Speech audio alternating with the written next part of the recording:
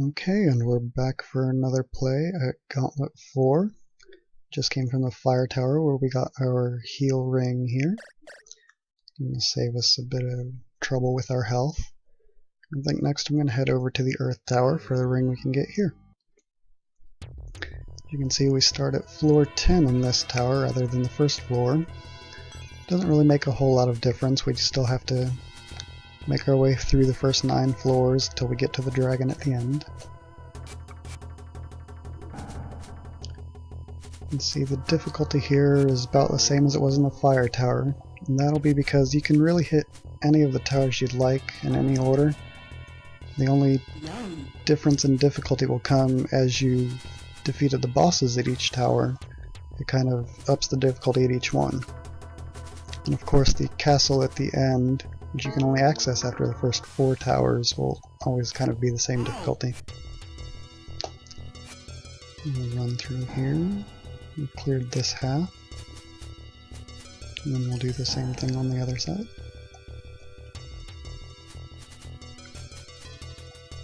Take these guys out.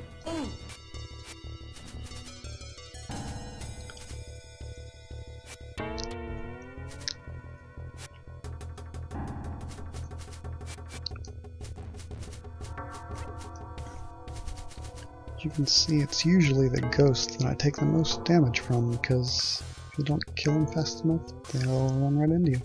With everything else, usually if you can get up close, you'll have, half a second or so before they actually start hitting you.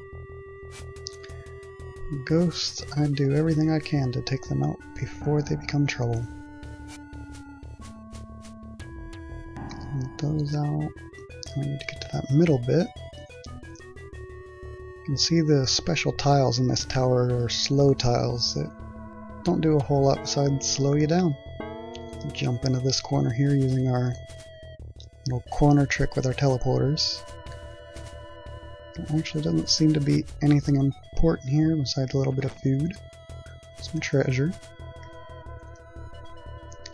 But while we're here, we'll go ahead and hit this staircase because I think I've hit everything else on this floor. You might notice as we tally up our stats on each floor, we get a big 50 times some number every time. That's the... oh, I shot that food. That's the multiplier for the trap tiles you get on each floor. So that's usually where a lot of your experience and gold will come from in each tower, because that multiplier will scale up with every tower. It starts at 50 and then you'll get 100 and 150 or something like that. It'll go up enough to kind of keep you in the right equipment and everything the whole time. Loads of treasure here in the center. So let me take out that death treasure before. Sometimes you can kind of guess at what's going to be a mimic and what isn't. See, here's where this holding directions on your teleporter doesn't quite work out. They're all clustered together like that. Oh, that's another one. I should have known that one. Got hit by him too. Oh, another one. Let's see, I think one of these might... no trap.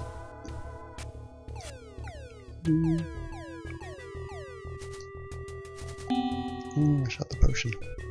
See, there, shooting the potion activates it similarly to when I use it. It's just quite a bit weaker when you shoot it.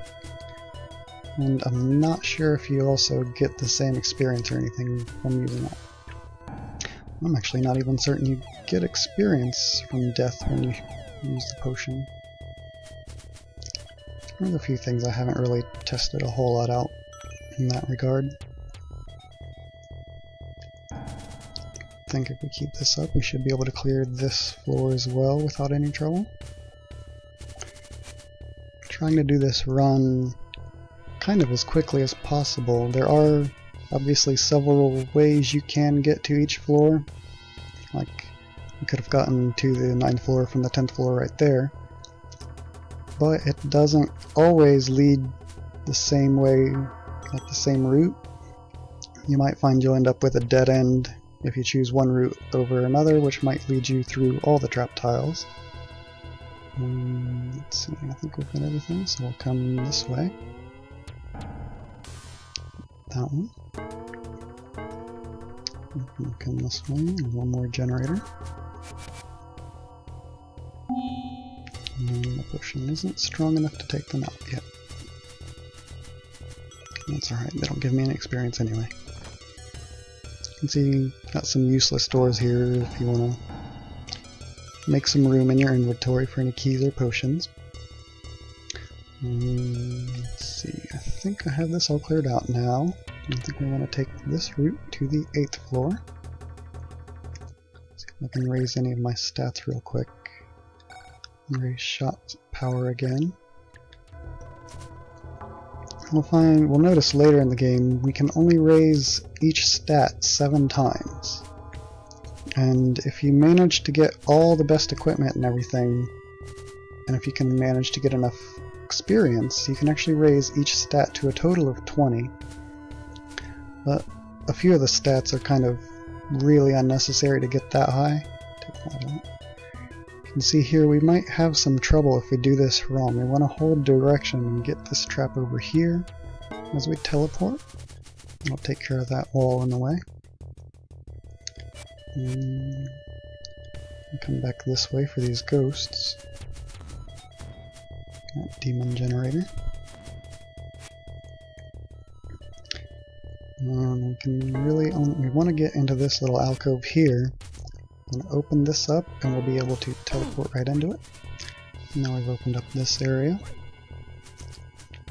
I had to do a couple test runs for this video, figuring out the best way to run through here without encountering any of these dead ends. Back and forth area. I didn't need that key. And a big pile of ghosts we're going to take care of before they're in trouble. See, down here we have a mess of teleporters too that might not be so fun. Mimic? No, okay. Yeah, grab this invisibility again. I should have taken these generators out quickly before that. Just kind of hand to hand everybody as we go through here. Swinging my sword. Each of the characters gets their own little animation for this. The warrior has a big axe to swing. Oh, I see me again. And the wizard just kind of waves his hands at everybody because he's a wizard. He uses magic and all that fun stuff. We don't do anymore. You. Those two. Now this is less obvious, but these 4 treasure chests here are all mimics. And that can be kind of a pain if you just take one out and you're thinking, oh, it was just the one. We missed that. I meant to show this off. That tile was obviously hidden by a wall here, but they have these no-shot tiles in the way, so you had to kind of back up and shoot and lead your shot into that. And now we have that as well. And this isn't where I want to be. That can be kind of hard to get out of. A bit of a pain. Oh, I'm going to go down there too.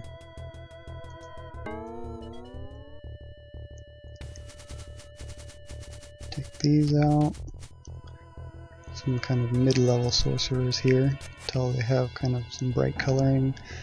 Most of them have white eyes when they're kind of tough, but not really high level. They'll have really dark eyes when they're really weak.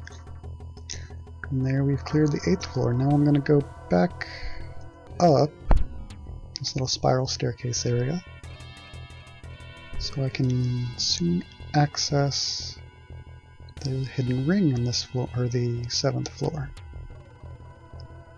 I hope I didn't say that was on the 8th floor earlier. Go this way. This little isolated area on the 9th floor. Oh, there we are. It was the 8th. Unforgetful.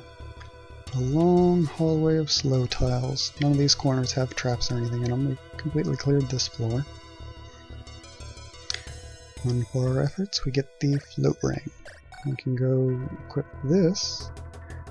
And as I might have not demonstrated for the fire tower, but in each tower, the ring you get will let you kind of negate the special tiles on that tower.